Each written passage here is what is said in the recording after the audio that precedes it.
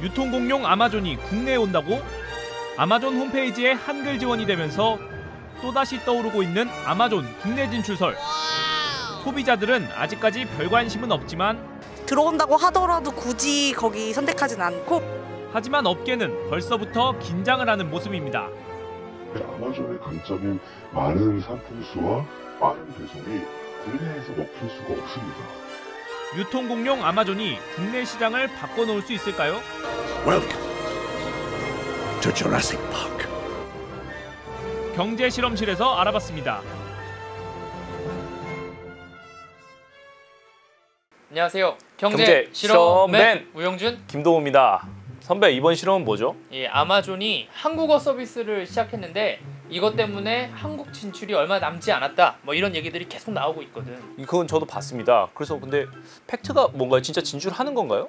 뭐 그런 얘기는 안 하고 일단 그냥 한국어 서비스만 한 건데, 사실 이런 얘기는 2015년에도 있었거든. 이제 아마존이 한국 지사를 강남에 만들었다고 하면서 우리나라에 이제 진출할 거다 얘기가 한 차례 나왔었고, 또 2017년에도 이 아마존이 각종 한국어 서비스를 선보이면서 국내 판매자들 유치에 나섰습니다. 뭐 얘기는 계속해서 나왔던 거네요. 그러니까 이번에도 뭐 진출하겠다 뭐 이렇게 공식 발표한 건 아니고, 그래서 이 아마존 관계자한테 한번 물어봤었는데 뭐라고 합니까? 일단 연락은 닿지 않았어. 근데 이제 주변 취재를 좀 계속 해보니까 한국 지사에 사람들은 계속 채용하고 있더라고. 그래서 곧 진출할 거라는 소식이 계속 나오는군요. 그러니까 이제 진출할 거다, 이렇게 전망 기사들만 계속해서 쏟아져 나오고 있는 상황이야. 근데 저는 개인적으로 뭐 아마존이 들어와도 저는 뭐 잘 안 될 것 같아요. 왜냐면 저조차도 그렇게 큰 필요성을 느끼지 못해가지고, 우리나라 이미 쿠팡이라든지 뭐 지마켓이라든지 그치. 이런 쇼핑몰 잘 되어 있고, 뭐 전날 밤에 시켜도 다음날 아침에 오고 배송 빠르잖아요. 그렇지. 근데 나는 해외 직구를 더 많이 이용하는 편이기 때문에 한국 들어오면은 아마존 되게 잘 쓸 것 같거든. 그래서 20, 30대는 과연 이 부분에 대해서 어떻게 생각하는지 한번 물어봤어. 궁금하네요. 아마존을 좀 많이 쓰고 약간 국내 G마켓이나 그런 걸 좀 적게 쓰지 않을까 싶은데. 아마존이 좀 워낙 크다 보니 저라도 한국에 온다고 하면 궁금해서 한 번쯤은 써보지 않을까요? 아마존이 들어오면은 아무래도 해외 직구할 때 좀 오래 기다려야 되는 그런 좀 불편함이 있었는데, 이제 한국에 들어옴으로써 그런 절차들이 좀 더 빨리 진행되지 않을까 싶네요. 뭐 아마존 막 프라임 이런 거 있잖아요. 근데 우리나라가 워낙 그 당일 배송 시스템이 잘 돼 있어가지고 그런 걸 쓸 줄 모르겠는데, 솔직히 한국 기업에서 뭐 쿠팡이나 뭐 티몬 같은 경우에 가격도 싸고, 그다음에 그런 배송 것도 잘 돼 있고, 쿠팡 같은 경우에는 뭐 하루 만에 오고 막 아침에 시키면 저녁에 오고 이런 식으로 되어 있기 때문에 들어온다고 하더라도 굳이 거기 선택하진 않고 그냥 쿠팡이나 티몬처럼 국내 기업 사용할 것 같아요. 역시나 의견이 다 다르네요. 그러니까 이제 우선 아마존이 단순 예전처럼 그냥 인터넷 쇼핑몰이다라고 생각하겠지만 사실 좀 안을 들여다보면은 그렇지는 않아. 왜냐면 나도 이제 예전에 미국에서 구매해 본 적이 있었는데, 초창기에 성공한 거는 미국이 땅덩어리가 워낙 넓다 보니까 배송 한 번 시키면 한 일주일 걸리고 막 이랬거든. 근데 아마존은 이제 한 하루 이틀 만에 오는 데다가 이제 카드 정보도 일일이 예전에는 다 기입해가지고 뒤에 이제 뭐 CVC랑 뭐 그런 거 다 써야 되는데, 얘네가 처음에 우리나라 이제 간편 결제 나왔을 때도 아마존의 그 결제 서비스를 우리나라도 해야 된다 이런 얘기들이 있었던 게 뭐였냐면은, 얘네는 카드 정보를 한번 저장해 놓으면은 원클릭으로 결제가 되는 거야. 거기는 뭐 금융 그런 규제가 좀 적은가 봐요.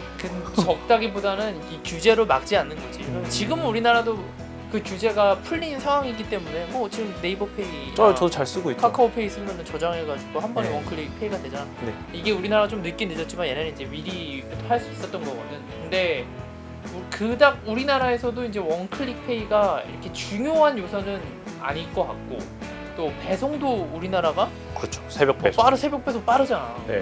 오늘 시키면 내일 오는데 뭐. 저는 그래서 아마존이 들어와도 우리나라 쇼핑몰은 이렇게 새벽 배송도 있고 해서 굳이 뭐 아마존 안 쓸 것 같고, 또 예전에 까르푸도 한국에 한번 들어왔다가 철수당하지 않았습니까 그때? 그치. 네, 아마존이 국내에서 과연 성공할 수 있을까요?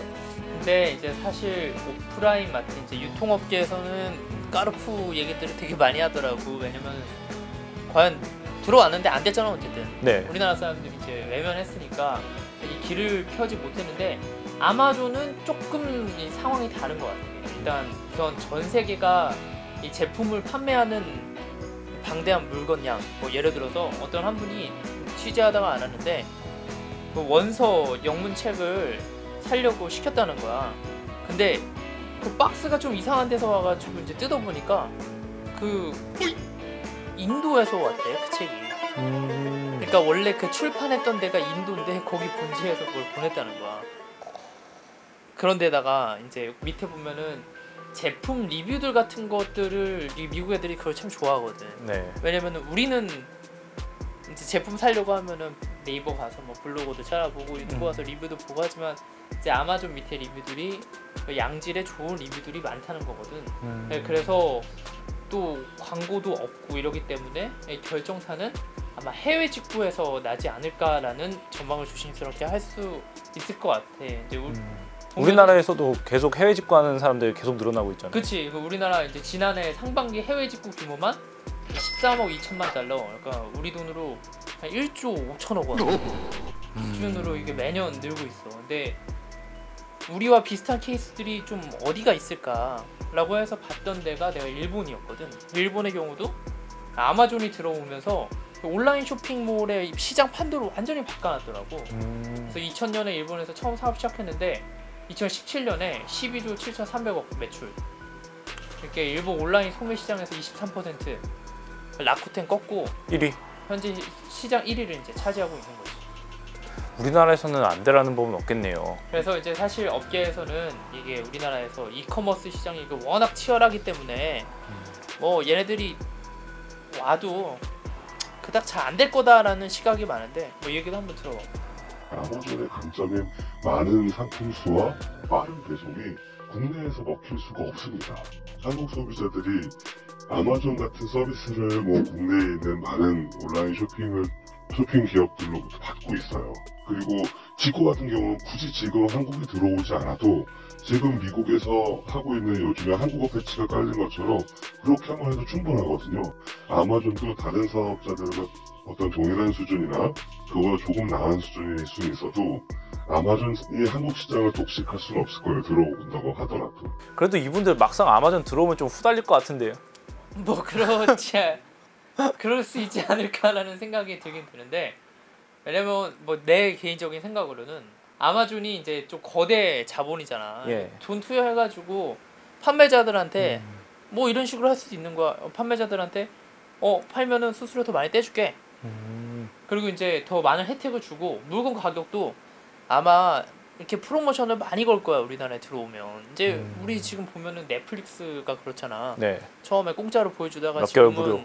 몇 개월 무료 하다가 지금 월 구독하는 사람들 엄청 많이 늘었지. 이것도 처음에는 무료 배송이니 뭐니 이렇게 풀다가 이제 점점 뭐 배송도 공짜로 해주고 막 이렇게 하다가 점점 없애면서 아마존이 아마 시장을 다 먹을 수도 있을 것 같다라는 생각이 드는 거야. 근데 저희 그때 알렉사. 미국 CS 출장 갔을 때도 TV 타임. 봤었잖아요. 알렉사 스피커. 그치. 알렉사가 되게 무서운 게 왜냐면 일단 뭐 미국 내에서는 영어권이니까 데이터들을 음성 데이터들을 이제 다 수집하고 있다고. 근데 쇼핑몰에서 만약에 아마존이 국내 시장에서 데이터를 수집하고 뭐 시장을 석권한다 이러면은 그 데이터를 갖고 말로도 뭐 예를 들어서 이렇게 될 수도 있는 거야. 뭐 누워 있다가 뭐 땡땡 마트에서 물 1.5리터 몇 개 주문해줘. 이러면 오는 거거든. 근데 아마존이 한국어 패치를 잘 할 수 있을까요? 지금은 어설프지. 지금도 보면은 이제 약간 영문 맛이 번역 자체가 맛이 가 있던데. 번역 자체가 좀 이상하게 돼 있는 건 있어. 분명히 그건 고쳐야 될 부분이라고 생각해. 근데 무서운 거 이제 해외 이제 업체들이 우리나라에 들어와서 망했던 이 실패 사례들을 분명히 스터디를 할 거라고. 그러면 아마 그와 비슷한 실패 사례는 두지 않지 않을까라는 생각이 드는 것 같아요. 아, 이 시장은 진짜 근데 좀 알 수가 없는 것 같아요. 선배 말씀 듣다 보니까 저는 해외 직구를 하고 싶어도 막 전 잘 모르고 번거롭고 귀찮아서 잘 안 하거든요. 근데 만약에 아마존이 한국어를 서비스를 하면은 저도 값싼 가격에 한국어 서비스 받으면서 해외 직구를 할 수 있는 거잖아요. 저처럼 그치. 귀찮은 사람들도. 해외 직구도 할 수도 있고 걔네가 직접 판매할 수도 있고. 이 미국이랑 일본 그리고 최근엔 중국까지 진출한 이 아마존 한국에 와서는 어떨까 좀 궁금하긴 하네요. 학계에서는 어떻게 생각할까요? 유통업체들이 그렇게 이제 좀 자신감을 보이는 것은 뭐 절반은 뭐 사실이라고 생각을 하고요.